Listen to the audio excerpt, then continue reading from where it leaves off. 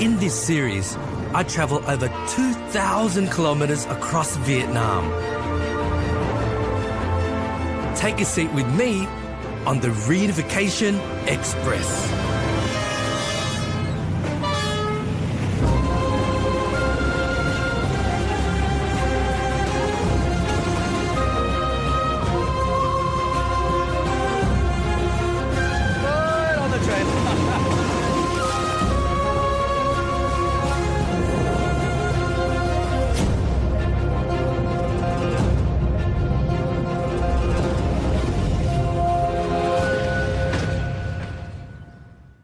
I'm approaching the halfway mark of my journey on board the Reunification Express. Having left Hoi An, I'm now en route to Da Nang, a bustling and growing city located on the coast close to the Han River.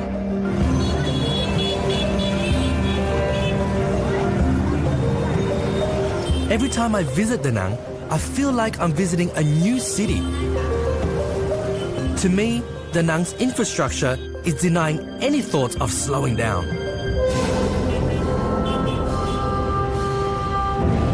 Dragon Bridge is particularly spectacular, measuring over 600 meters long.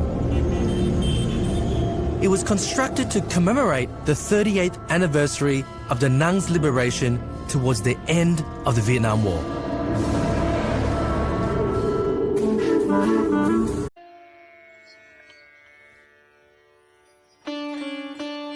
The beautiful My Khe Beach is about 15 minutes drive from Da Nang city centre, and the action on the beach is just so much fun to experience, especially if you like fresh seafood.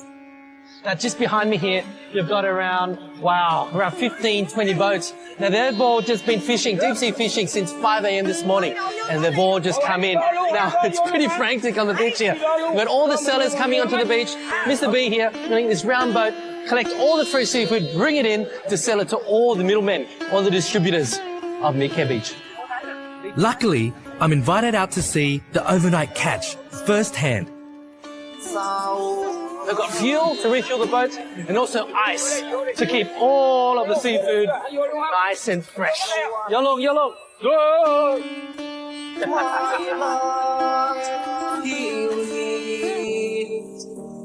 He's going straight to that boat there. Well, it's going really fast as well. We're already around 50 meters to the boat. Wow. And looking at these boats now, they look just the same. Nothing's changed for 40, 50 years. People fleeing Vietnam after the war were fleeing on boats just like this. Hundreds, sometimes thousands of boat people. Wow. Whoa, look at these. Fantastic. Wow, look at the baby squid as well. My goodness, you see how fresh they are. Baby calamari. Oh, this is what we want. Yes. These look great. These were what I was looking for. Beautiful mantis shrimp here. Look at that. I might cook some of that later. Now look at these boats. Water's come gushing in. But we are sinking, but it's okay. We're quite close to shore. Shore, yo! Rồi, có gì Mỹ nha. Đây. Rồi, let's go. Now, someone took the mantis shrimp. I need the mantis shrimp because I want to cook a whole lot of them.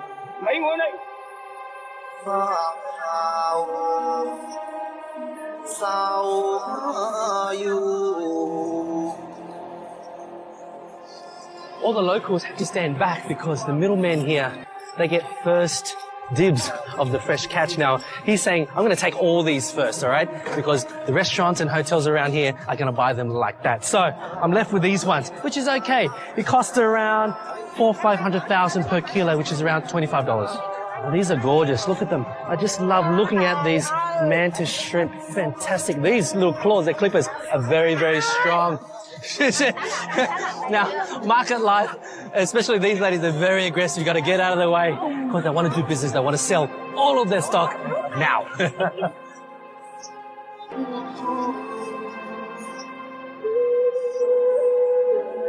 Just love seeing all the locals come out. They know exactly what time the boats come in.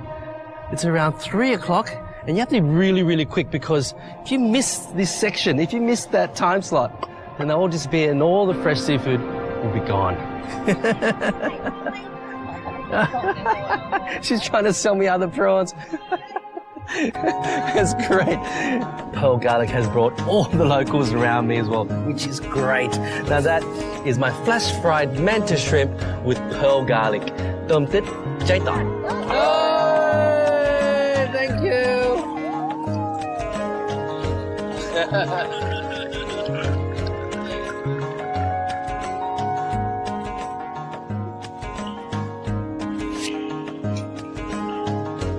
In Vietnam, especially densely populated areas like Da Nang, space is at a premium. The land on either side of the tracks is owned by the government. Locals have been given permission to utilize this precious space. This patch here I noticed when I first came into Da Nang station. I took a look out the window and I noticed this whole row of gardens, all these patches right along the train lines. So I got off, went for a walk and discovered this beautiful vegetable garden. It's a community garden. All these houses, small houses dotted along the train lines, grow all their fresh herbs and vegetables. And I thought, what dish can I make that is authentic to Da Nang, that relies on all this freshness? And this is a dish called mi quang, using the incredible noodle that's been tinted with turmeric. Turmeric is very, very good for you. Lots of medicinal qualities, antioxidants, anti-inflammatories, and this is the one dish that all of Da Nang love. We love pho in Hanoi, we love bun xeo down south. In the center here, it's this dish. Oh, I can hear it. Oh, what a powerful beast that is. Look at that. It gave me a bit of a fright, actually. I'm not sure if you can still hear me. It's very loud, and it's gone. Wow, that was quick. Oh, that was a nice experience. A bit of a shock.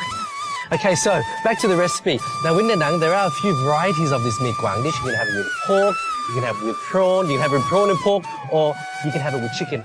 And the marinade I'm using for the chicken thighs has a pinch of salt, black pepper, some garlic, red shallots, sliced ginger, and fish sauce. I'm only going to marinate the chicken for about an hour. Here comes a little interesting one. Okay, this is a good strain. Okay, all right, hot pan, sear the skin of the chicken, let that sear for a bit. And it's great to be sitting here along the train lines and along all the houses along here, and everyone's coming out and poking their heads out, what's this guy doing cooking in our garden? And you feel part of the community, you know, because you are in the community garden, respecting all of their herbs and vegetables. Very, very friendly people here in Da Nang. I've got some quail eggs as well, because I've parboiled those, so I love quail eggs. I just want to colour the quail eggs there for a little bit. Stock goes in. And now I want to cook that up and reduce it at least by half and get all those flavours intensified together.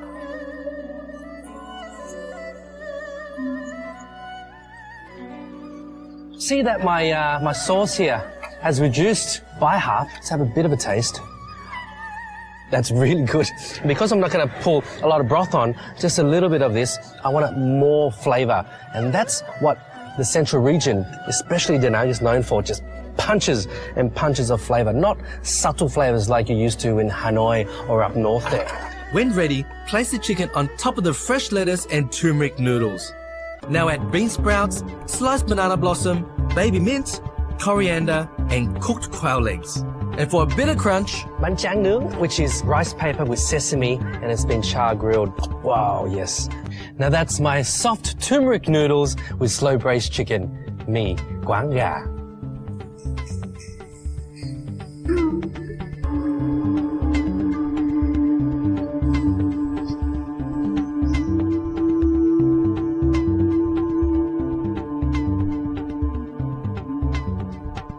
Da Nang's passion for architectural whimsy extends into the mountains with the spectacular Golden Bridge. The giant hands have the illusion of holding up the bridge and aged to look thousands of years old. The views from the top really takes my breath away. So wonderful. The cable cart used to get to it is equally amazing. and it's one of the longest in the world.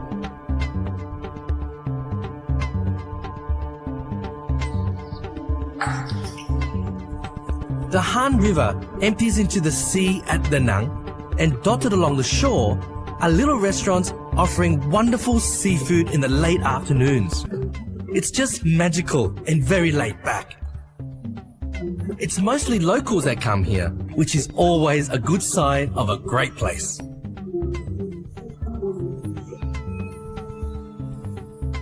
When you're traveling by train through Vietnam, there's two ways. You can catch a Reunification Express, which takes you around 29 hours from south to north, or you can catch the all stops. Now, I took the all stops and I was traveling along this bridge here, and I saw this beautiful fishing village where they've got the small boats, fishing nets that are wound up to catch the fresh fish. Now, I also noticed this beautiful restaurant here, and all the people eating and drinking. I bet they're eating some fantastic seafood.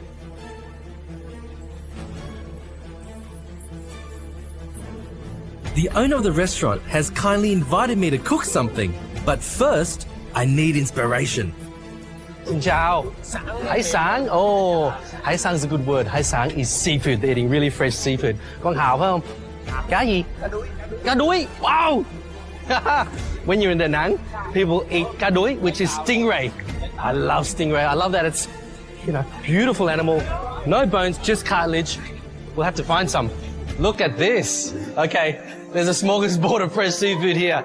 So many options. We have oysters, we have clams, we've got razor clams. My goodness. Look at the prawns, mud crabs. Aha. Here we go. Look at this, guys. This is called cá đuối, the stingray. Now, when you're fishing and you catch a stingray, eat it. Don't let it go. Eat the thing. It's beautiful flesh. Look at it. Gorgeous. This is a real kitchen. Look how much space we have. Look at all the ingredients. This is great. All right, now, first of all, the stingray. Very, very cool. Pop that on. I'll flip her over. Now look at the fins here. Now when they're swimming, they're actually flying. Their fins flap up and down like that, and they're bottom dwellers, right? There's around 400 different species of stingray, and I think they're absolutely gorgeous. There's the mouth there, there's the eyes. They can't actually see their prey when they're at the bottom of the ocean, but they can smell it, and they have these electrodes that detect prey, which is really, really cool. Now I'm going to grill this whole, but I need to put some slits through there just so it cooks evenly, and the same on the other side. I love the texture of the cartilage of the stingray. For my marinade, the first thing I need to do is dice up some lemongrass. This needs a sharpen, but that's okay, I'll do my best. All right, that's good. I'm going to put that in my bowl. Now I'll go shopping in the market. What else do we have here? Okay, we've got some beautiful red shallots. Oh, there's some here that's quite finely sliced. Garlic and chili as well. Look how they do the garlic here. Because the garlic is so small and fine that they've left the skin on. And the skin on, eat it, why not? Okay, here we go, sauces. Oyster sauce, and a couple of tablespoons of oyster sauce goes into the bowl. Some fish sauce goes in, a couple of tablespoons of that. This is like a new cooking show called Surprise Kitchen. Yeah, looking at what ingredients you can find. Sweet chili sauce, why not? That goes in. Some sugar, some dried chili flakes as well. Actually, I'll have to be honest, I'm just making this up, right? A little bit of pepper, looks like a bit of garlic oil. Oh, that's perfect. Garlic oil goes in. This is good. Mix that all up.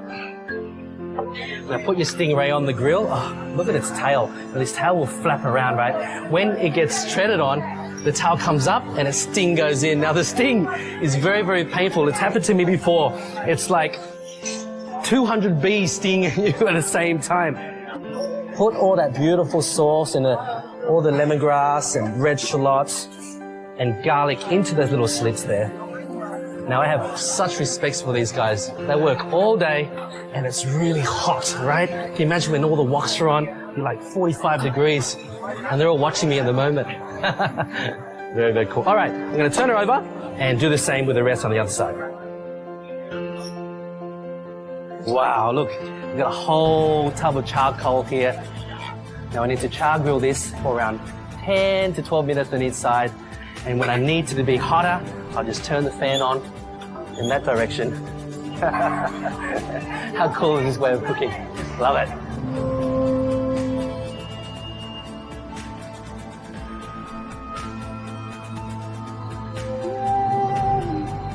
Okay, now that is looking absolutely perfect. Perfectly charred. Yep. Oh, my pasta. There you go. Look at that. Oh, that is so good. My favorite part is eating all those little bits. I've got some spring onion oil, peanuts and chili, wonderful fragrance. It's called rice paddy herb. And that is my char-grilled stingray, lemongrass, garlic and chili. Cá đuối nướng, xả ớt.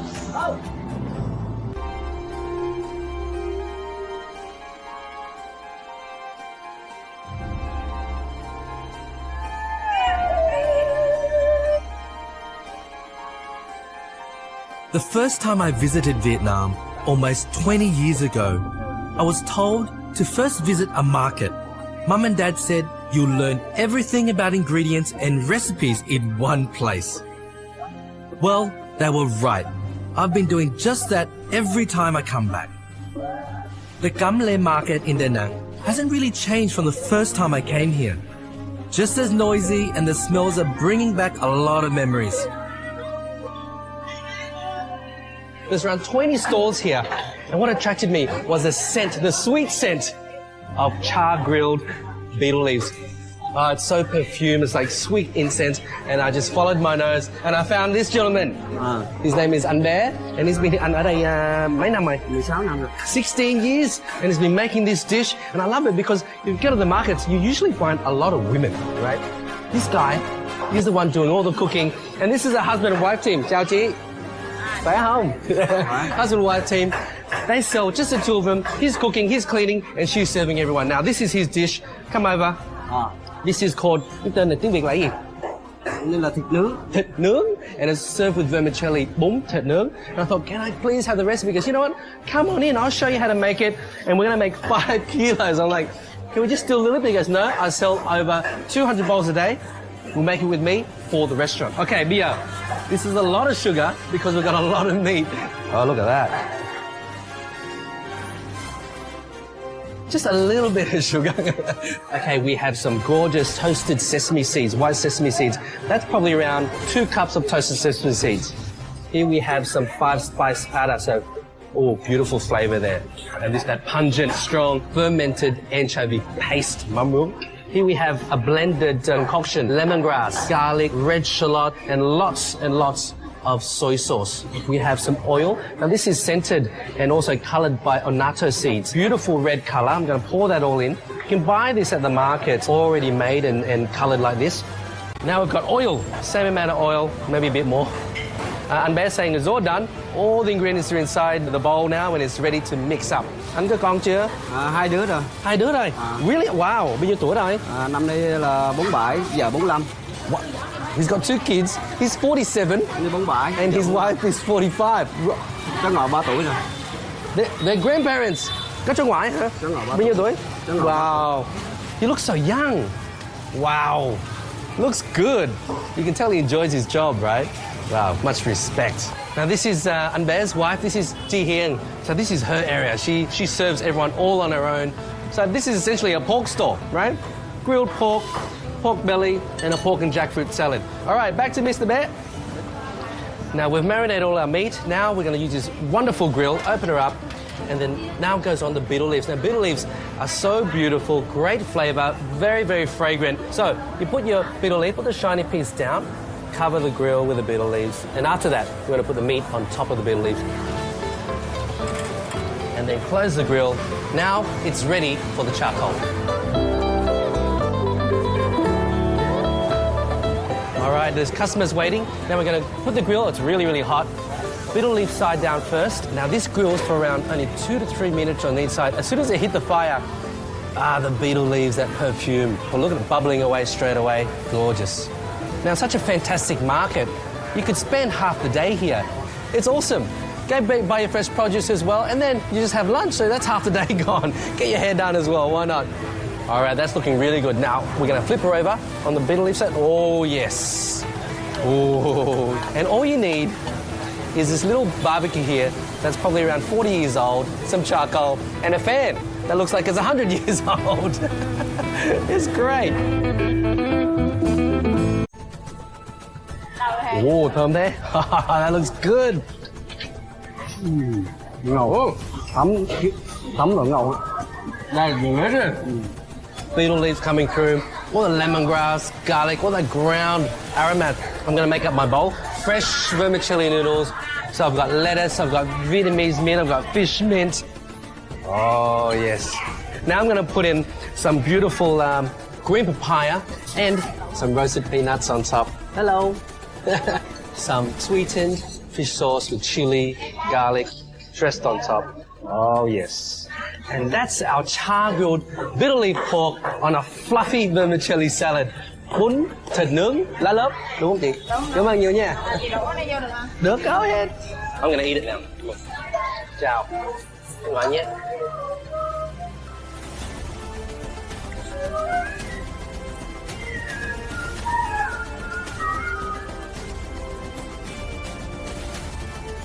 I'm leaving the bustling city of Da Nang to Hue in central Vietnam. And I'll show you one of my favorite sites in Vietnam, the Hai Vang Pass. What's famous in this imperial city? The citadel, of course. And for me, bún bò Hue. There's no way I can cook as good as this. It's so great. While the emperor of Hue at the time was dining on the imperial cuisine, I find out what the locals at the time were eating. Now this technique is hundreds of years old. And I take time out to have a bit of fun.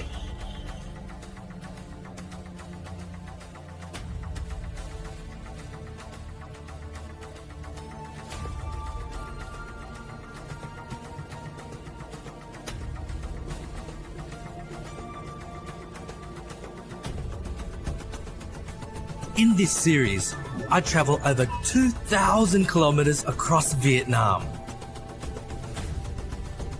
Take a seat with me on the Reunification Express.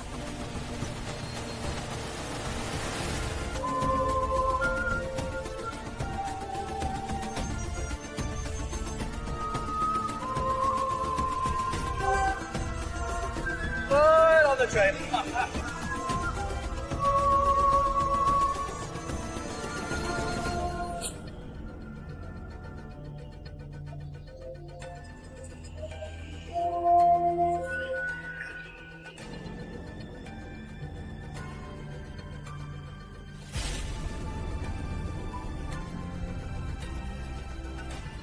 I'm leaving the bustling city of Da Nang on my way to Hue in central Vietnam. Now Hue is much smaller than Da Nang, but much richer in history, with a royal past, ancient imperial architecture, and with a cuisine that I'm forever learning and getting inspiration from.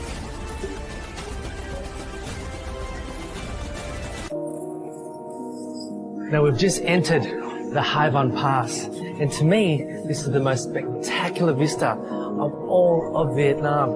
As it comes out of the tunnel, to my right here, you've got the beautiful verdant mountains, and to my left, the ocean, the stunning blue ocean. It's a real fairy tale, absolutely stunning. The Hai Van Pass is about 21 kilometers long and joins the cities of Da Nang and Hue. Its name roughly translates to Ocean Cloud Pass, referring to the mist that rises from the sea, which blurs the lines between ocean and sky. Now for my 3-hour train ride, it's quite short, so I'll book these hard seats. Let's have a look. Well, yeah, like you can sit on these seats or you can lie on the floor and have a bit of a nap. Now this is the last class of the train, but you know, it's a local experience. Lots of families eating. Now this looks like the dining cabin. Looks like more of a bar. These guys are, wow. We got some quail. We got some caramelized fish. Thank you. This is where the party is, guys, the dining cabin. Oi, what? Hai ba yo! Good. Wow. Chả Da Nang. He's saying this fish cake is the best in Da Nang, and they've taken some to the hometown now. Oh, nice and bouncy. They brought their own food, brought their own beers. This is more the drinking cabin, not the dining cabin.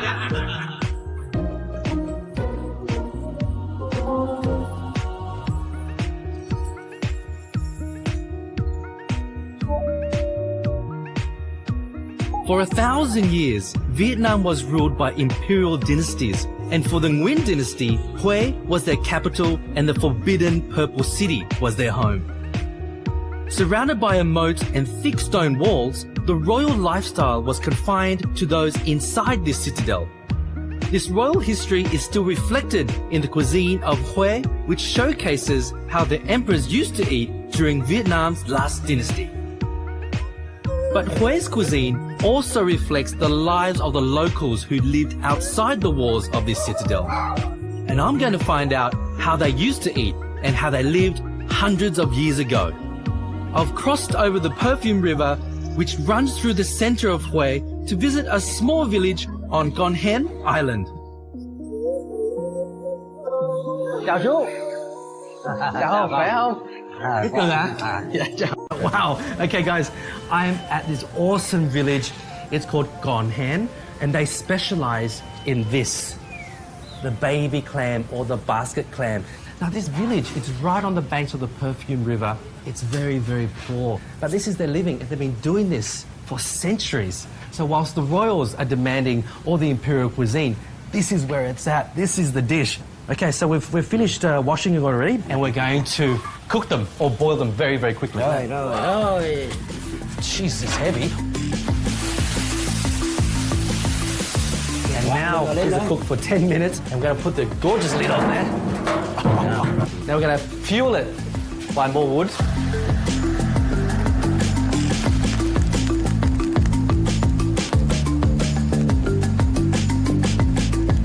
Now this has been steaming away for 5-8 minutes.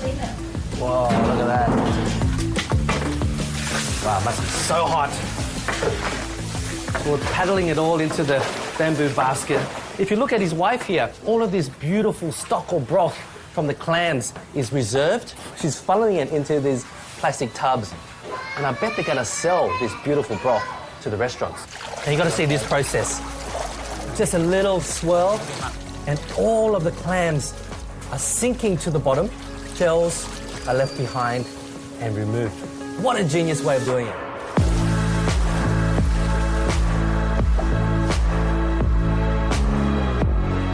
Now, Mr. Go is saying that the yield of the meat after all this is just 1 kilo. Now, this technique is hundreds of years old.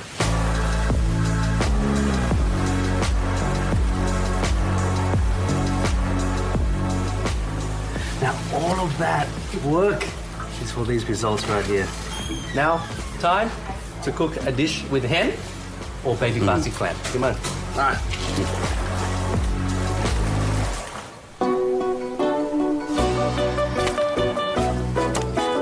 So, I've got lots of clams here. I'm going to make a dish that a lot of restaurants around here serve. It's called Mien Hen or Bun Hen, which is baby clams with rice, glass noodles, or vermicelli. This is the vermicelli. I've got some annatto oil. Again, that red, beautiful coloured oil goes in. Garlic goes in. Onions go in, just around a good handful of sliced white onions. Now, I'm going to put in some glass noodles. Now, these have been soaked just for 20 minutes or so.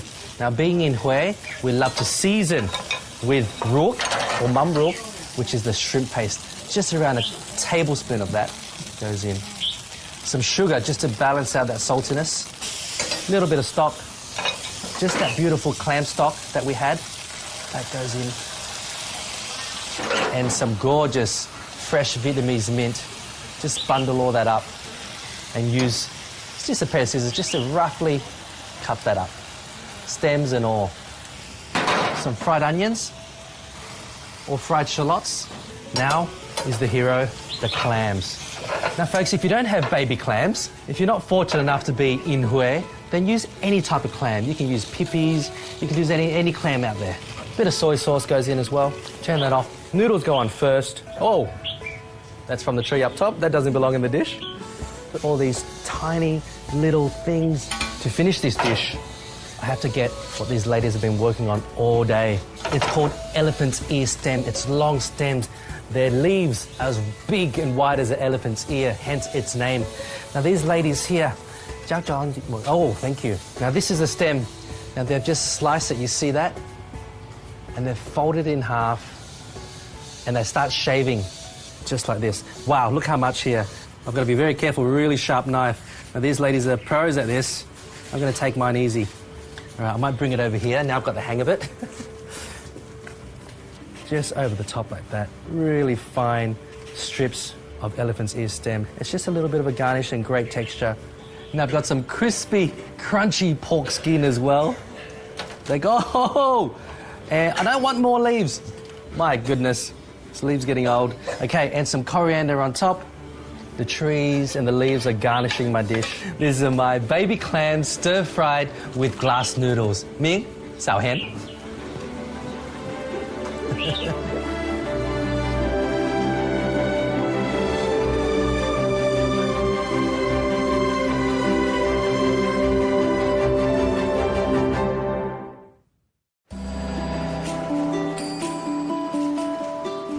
When I visited Hue 9 years ago, I went to a restaurant called Hong Mai to learn how to make bánh khoái, a delicious rice flour crepe and an iconic dish of Hue.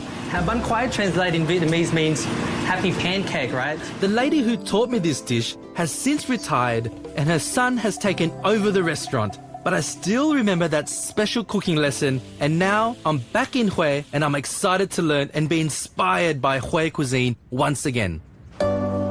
So I'm up early and on the hunt for a soup dish called bún bò Hue. Now you can't come to Hue and not try a bowl of bún bò Hue. After all, it's right there in the name. Now, I've asked all the locals and they've recommended this place. It's called Bún bò Bà Kéo, and she's been making it, or the family have been making it, for the last 70 years. Can't wait to try one.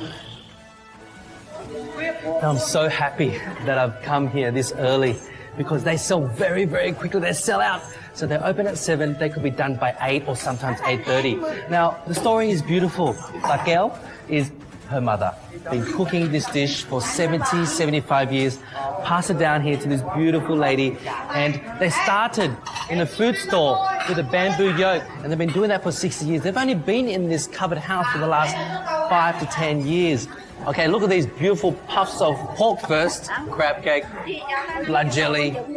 I can't stress enough, guys, get here early because they're selling out quick. Cái này một tô bao nhiêu vậy cô? 30.000. 30,000 dong for one of these? Like $1.50, $2 for this wonderful bowl? Oh, that's so good. Oh man. 7 in the morning. What a breakfast. There's no way I can cook as good as this. It's so great. Give it back to my budget, yeah.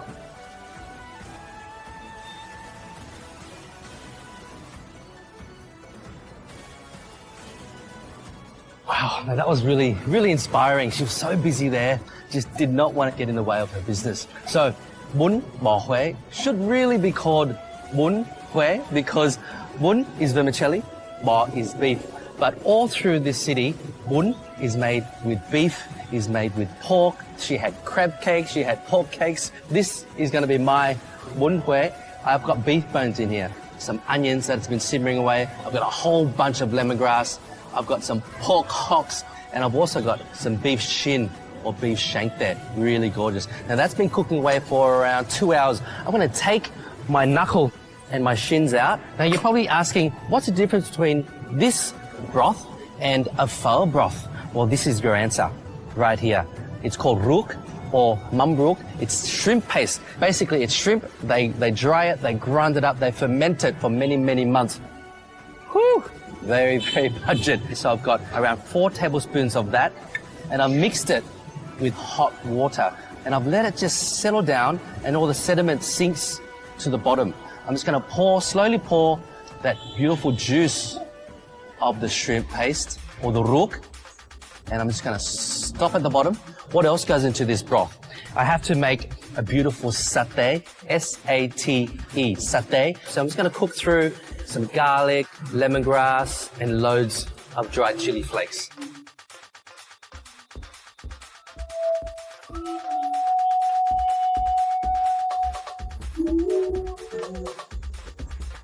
That's looking really, really good.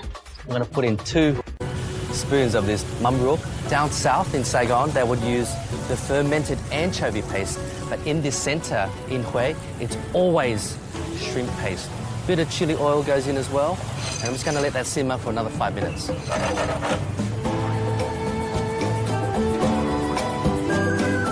Now that is a bowl overflowing with flavor, spiciness, and umami. These are the pillars of Hue cuisine. And after seasoning the stock with some sugar, some salt, and some fish sauce, it's time to bring this dish all together.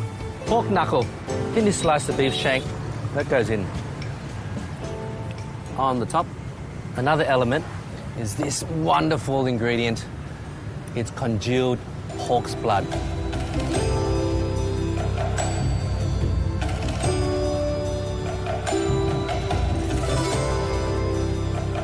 Now that is my delicious bowl of bun hue, or you can call it a spicy vermicelli beef noodle soup with pork hock.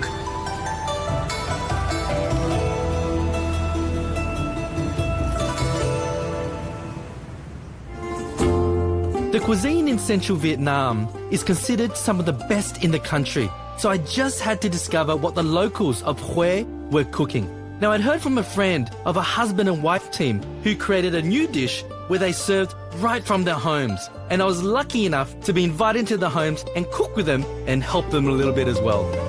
I'm in Bác Nhớ's house, and he's telling me that the cuisine in Hue is very spicy and it's very salty. So him and his wife have come up with a new dish. So they created this new dish, and it involves vermicelli noodles, because they love vermicelli noodles, mixed and coloured with turmeric. Now, turmeric is very medicinal, anti-inflammatory, antioxidant. So he's created pork intestine or pig's intestine because he thinks it's very good for your inner body, mixed with this turmeric noodle, while his wife sits there with her kilos of mint and herbs and plucks nice, big, large colanders of it, and she chops onions and spring onion and coriander. And this is their home, right? This is where they live, but this is where they also make a living.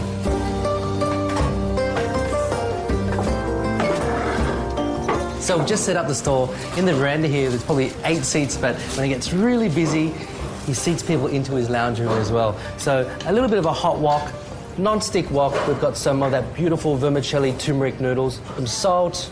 He's going to put in some onions, some spring onion, coriander. It's a really clean dish. No oil was put in there at all. Just lightly warmed through in the pan, straight into the bowl. The turmeric noodles are topped with Vietnamese mint, the pork intestine, and more fresh turmeric. And at 15,000 dong, this healthy dish cost less than $1. A dish they both created. What a gorgeous vermicelli salad with pig's intestine. Cảm ơn bác nhiều nha. Rất ngon. Thank you.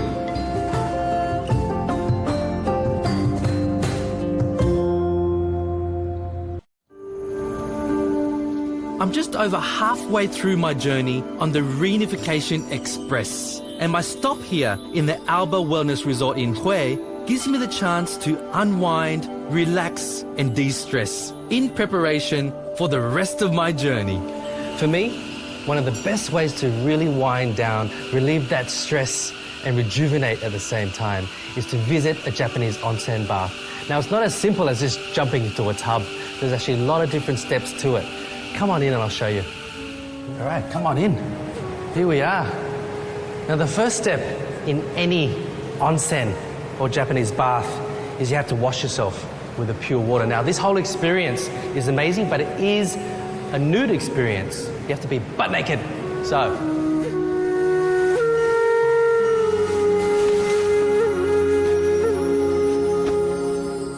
now, first of all, it's very important to clean yourself with this pure water.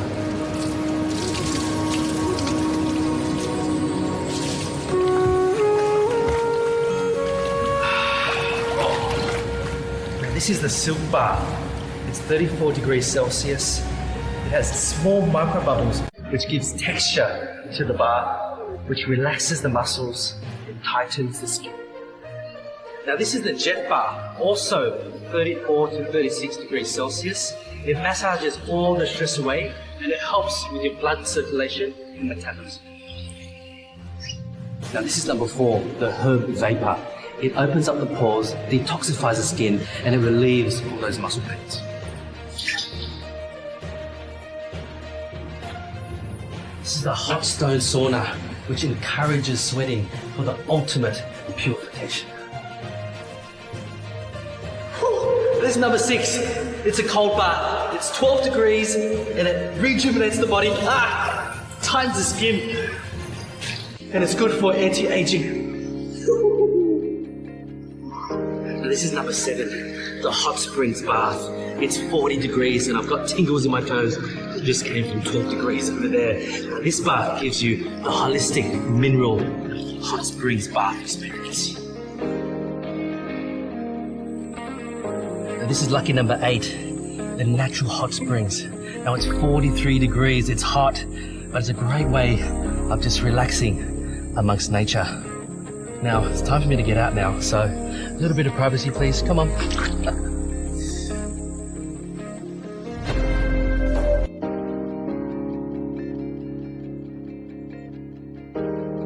Now, when you're looking after your well-being, you're doing yoga, you're meditating, you're breathing, you always remember to also look at what you're eating. Now, along this river here has inspired me to cook this dish of snakehead fish. Now, the name itself is a little bit scary, but it's a very nice, firm, fleshy fish. I'm feeling really relaxed, I'm feeling really good, and I want to keep that going. So I don't want to eat anything too heavy or too oily or fried, so I'm going to steam. And steaming is the best way to keep food light and clean. Okay, I've got a pot of boiling water there. I've got a little steamer. I'm going to put these fillets on. I'm going to put some ginger on. Lots of medicinal qualities there. This is going to make this whole dish quite aromatic as well. I'm going to throw some chili on as well, just to give it a bit of heat and sweetness. And some spring onion on the top. I'm just going to fold her up and place her into the steamer. Now I'm going to need around 8 minutes to steam on very high heat, rapid boil. All right, so little saucepan, I'm going to put around a tablespoon of Shaoxing cooking wine, a tablespoon of sugar, good quality light soy, and I'm also going to put in some beautiful natural spring water sourced from these mountains of Zhejiang. Dissolve again, mix it through. Some sesame oil, around a tablespoon of sesame oil as well. Gorgeous, and that's almost done. Very, very quick, this dish, and so clean and simple, and you can cook it anywhere, right? A bit of ginger goes in as well, just so it can infuse into that sauce. And by the time that finishes, I'm going to take the fish out, put my sauce on, bring it to heat, pour it over, and it's done.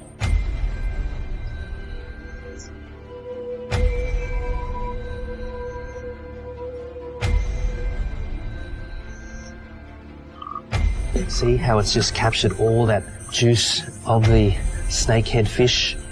I'm going to drizzle some of my soya shallot sauce on top. Let me put this. Stay. Very good. Some spring onions. Some coriander. And I found these pennywort leaves around here as well. You can make a drink out of them. You can make soup out of them. Or just make salad or just little garnishes. I'm going to pluck the stem off and just put those around there. Everything in this dish has medicinal qualities. The ginger, the gorgeous pennywort. This fish is just perfect. And that is my steamed snakehead fish with ginger and shallot. Galop hapgung siao.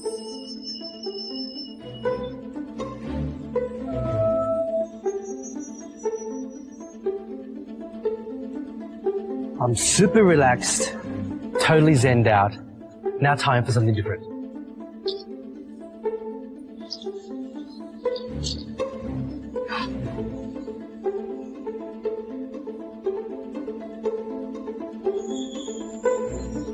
You probably wouldn't expect to see a zip line next to an onsen, but a shot of adrenaline is the perfect end to a mindful and relaxing day. Now, I'm definitely ready for the next leg of my Vietnamese train journey.